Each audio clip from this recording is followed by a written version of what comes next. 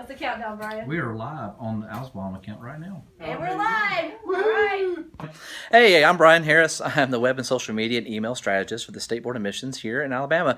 And I've got a room full of folks here. We're going to talk about web and social media. So what better way to use one of our new social media platforms here on Periscope. So let me flip the camera around. Give it a second, and hey, there's Nate Holder. How's it Nate, going, go guys? Introduce yourself. All right, well, I'm Nate Holder. I am a children's pastor from the Gadsden area, but in actuality, I also run a little side business where we help churches and groups to do social media right. And so, I mean, just kind of one of my specialties is to mix that ministry with the social media just for the kingdom growth instead of just to make it look cool, but to actually make an impact. The one thing we wanted to talk about with Nate being here is just, you know, he is a full-time children's pastor and also does web, and that's pretty common in Alabama, and you know, people having to do dual roles, and that's part of it. All right, let's go ahead and look. Nisha's running away, so I'll come over here. Look, there's Doug first. Oh, hello. Yeah. So, hey, Doug, introduce yourself. You're the light was behind you. There you go. Now we have a mirror Denise, you behind can't me. That's run much behind me. better. I'm Doug Rogers. I'm the Communications Director, Communications and Technology Services Director at the State Board of Admissions.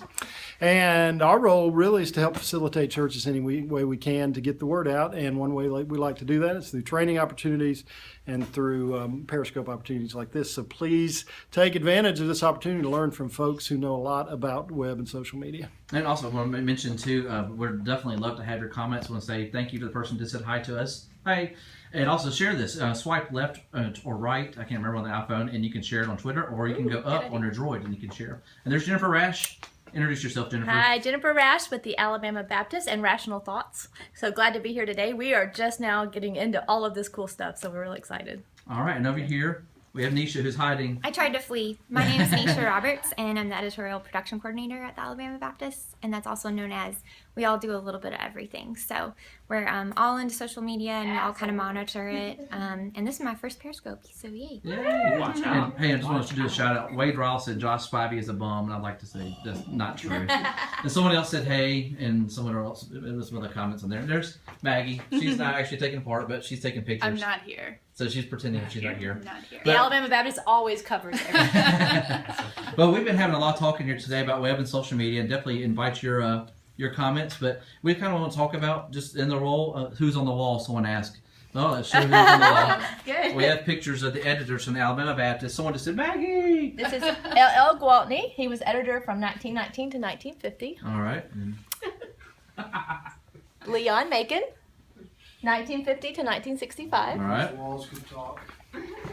Dr. Hudson Baggett, 1966 to 1994. And our current editor, Bob Terry. And there's He Bob. came August 1st of 1995, so he's been here 20 years as editor of the Alabama And so we Baptist. walked upstairs, we actually see the real Bob. That's right. He is just right upstairs. Yeah, see, yeah. Like progressively happier. Right? They do. They just. Did you notice the smiles change? We get happier as they. Paintings go quicker. Oh. So I think the next one should have a party hat on. That's All right. That's right. Well, we're in the conference room at the Alabama Baptist, so let's kind of go back over to Nate, and we'll start with talking about web, since that's what we said we're going to talk about. was web. Absolutely. All right, let's talk about what's some trends in the web world. Nate, do you want to talk about? Well, physically, what we're seeing happen in the web world is kind of carrying over from the social media stuff. So for a while now, we've seen those one-pagers happen. To where we're not stepping away from getting into a rabbit hole where you click 4 pages in and you're stuck on a page, but in reality everything's on one page, just like Facebook is. Where you're stuck on something, it's okay. Where you're stuck on one page and you're just scrolling through it. So all your information's there. It's just your job to find it. Just the way we use Twitter or Instagram or Facebook. So many more swipes than it is clicks and scroll throughs. That's kind of the web presence I did, or maybe a new trend happening. But really, I'm seeing a lot more people use their social media as their web presence, and sometimes it works, sometimes it doesn't, but you really got to come back to what your message actually is going for, what it actually means, and really what you're trying to proclaim. Yeah. One question, crossover. We got from the whole room is, Has anyone seen any churches using Periscope with success? That's one of the questions we had on here. Have you seen any? What's that? As a ministry tool. As a ministry tool. Yeah. And with us at the State Board of Admissions, we looked at it as a great way to kind of jump in and share something real fast. And last week we were in New York and talked about church planting in New York. And of course today we're talking about web and social media. We talked about church planting in Alabama. So we've had different ones. And someone asked which one was better, Facebook, Instagram, Twitter. Anyone want to jump on that? Nisha, what do you say? They all have a different media and all different crowd, I guess, that they reach. So I don't know. I think they all serve a different purpose, Pastor C uses it every Sunday. Yep. There you go.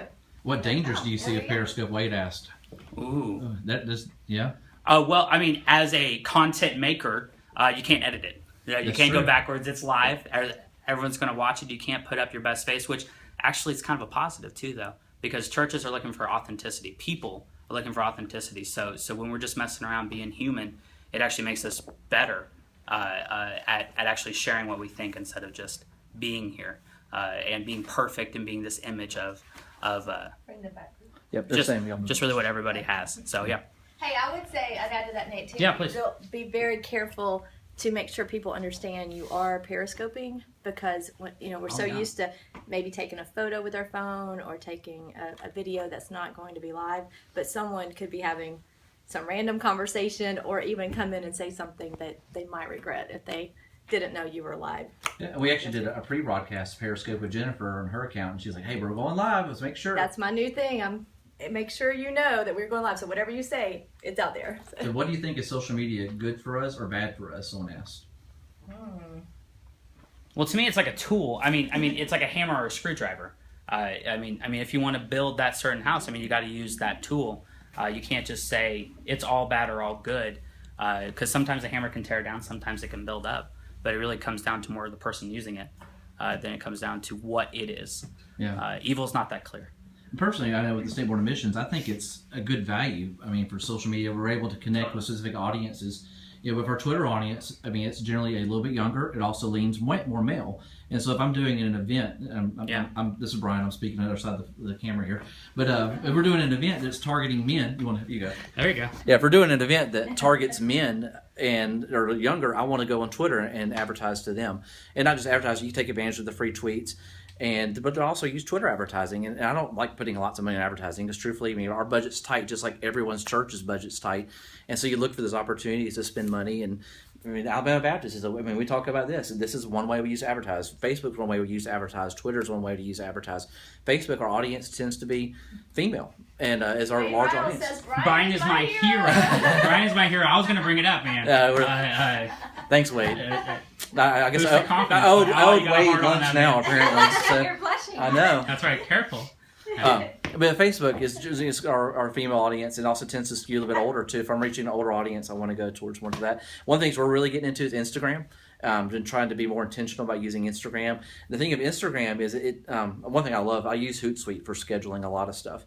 And it kind of frees me up to do other things too. Instagram, you can't do that. And so when you're on Instagram, it literally has to be in the moment.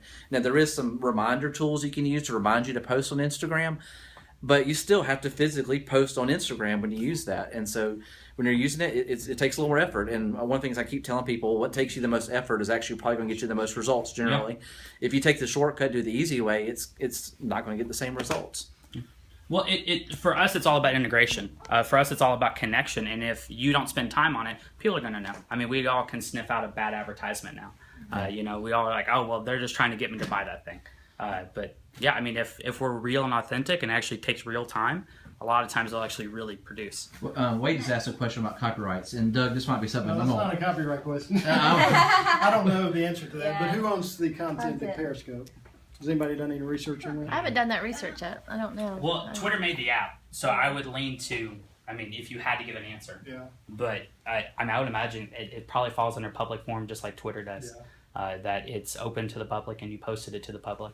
And that content disappears after 24 hours, too. It does go away. One thing we do at the State Board of Missions, we do save it, and we post it on YouTube, we post it on Facebook, because 24 hours is not always the right amount of time to reach everyone. Right. So we're looking for those opportunities to make it last a little bit longer. How do you save it, Brian?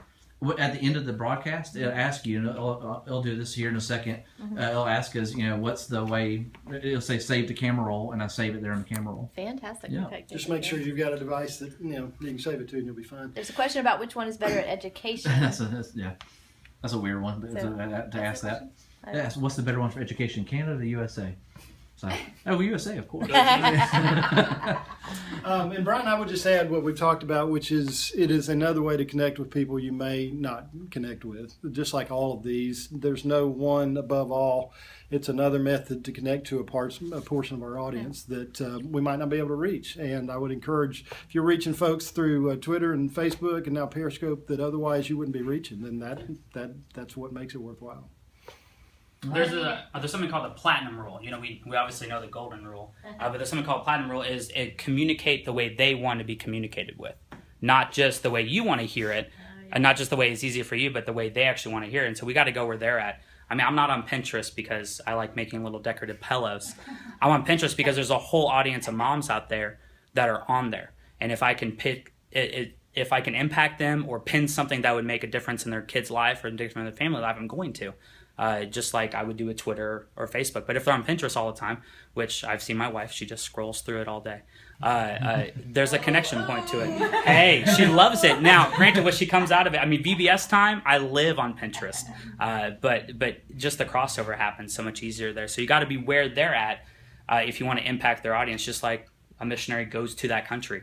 You can't affect Kenya from here. You have to be there in order to meet the people and see what their actual needs are. What's your social media plan for 12th Street Baptist Church on a weekly basis? On a weekly basis, we often at least post one thing that happened from our weekend. We talk about an upcoming event that meets all the church, and then we usually discuss one question of some kind. Now we mix it up on which thing it is because I get bored with the ones that just post a sermon every week. Every single week is the same sermon, not same sermon, but the same thing. And it's almost like, hey, here's the content, take it. But in reality, they need more than that. They need a message, they need something to interact with, so give them something to do. So we post a question, or we post an announcement. We use Instagram, we use Twitter, we use Facebook, and we're stepping over to Periscope a little bit more. But probably our heavy hitter is Facebook. And then we bridge over to Twitter for conversation. All right. Well, someone asked, what is the ALSBOM? And that's the Alabama Baptist State Board of Missions. The question before that was, are there things the state board can do in web content development? You'll be answering this to help church planners and small churches. Explain how we can, because obviously we can't build websites for 3,200 churches at the State Board of Missions. But what are some things the state board can do to help church planners who want to get a website or to develop web content? All right. I'll let you hold that, brother. One of the first things I do when someone calls me and says, hey, I need a website, is I just try to give them resources. I give them best practices. I say, this is what I generally am looking for in a website. And I've written it all out. I literally send you a guide, and then I try to hook you up with people like Nate, or someone else like this in the state that can actually help build websites. And there's a lot of content management systems out there that are very easy to use. And I'll say, this is one, if you want to do it yourself, you're trying to do it for the least amount of money, this is one you want to look at here. And that's basically what I'm able to do right now. Because like Doug said, I'd love to build 3,200 churches a web page, but I can't do it and still be able to do all the work that I'm doing with the State Board of Missions. And so I do have to rely on, thanks for all the hearts, Jennifer. I do have to rely on. I'm sending all the hearts, yes.